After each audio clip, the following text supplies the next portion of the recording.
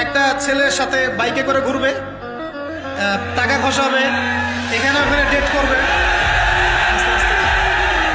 এগুলোতে খুব মজা পায়। এগুলোর জন্য কি তাকে সৃষ্টি করা হয়েছে?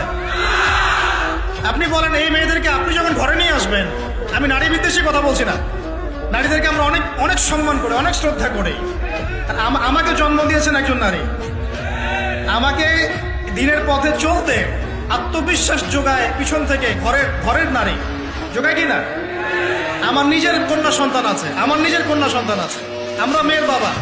কিন্তু এখন যে টিকটক জেনারেশন মেয়েদেরকে আপনি তৈরি করছেন, ফোন হাতে তুলে দিয়ে ডেটিং করছে, বাইকের পিছনে ছেলের সাথে ঘুরছে, এখানে ওখানে ফ্রি ওপেন সেক্স করছে, কোনোদিন ধর্ষণের শিকার হচ্ছে, এই মেয়েদেরকে ঘরে নিয়ে আসার পরে এদের গর্ভ থেকে কি আপনি ইসমাইলের মতো সন্তান পাবেন?